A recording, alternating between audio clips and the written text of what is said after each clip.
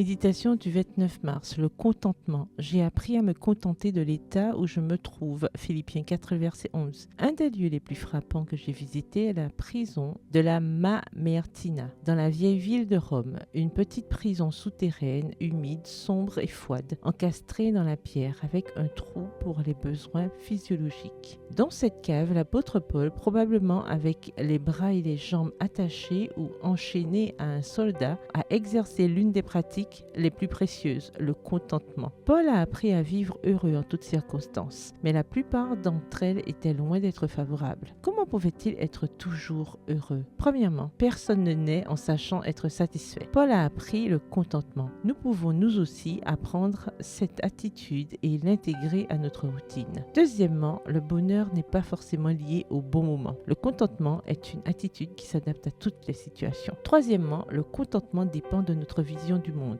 Paul croyait en un Dieu qu'il avait créé. Il croyait que le péché avait temporairement interrompu les desseins de Dieu. Cependant, en arrière-plan, Dieu a toujours œuvré pour restaurer la condition parfaite de l'homme. Une promesse divine reste à accomplir. La restauration finale, ce qui a poussé Paul à être toujours satisfait. Le vrai contentement est basé sur la reconnaissance que nous avons quelque chose, même si nous ne le méritons pas. Toute l'œuvre de Dieu en notre faveur est accomplie parce qu'il nous aime, tout simplement, et que personne n'est assez bon pour mériter quelque chose de la part de Dieu. Vous et moi n'avons rien d'autre à présenter à Dieu que notre besoin de lui. La base du vrai contentement est Dieu. Eh bien, le connaître est le moyen de vivre vraiment satisfait dans toutes les situations. Apprenons donc à vivre ainsi en apprenant à connaître chaque jour le Dieu qui court après nous en nous offrant sa vie, son sang et le ciel.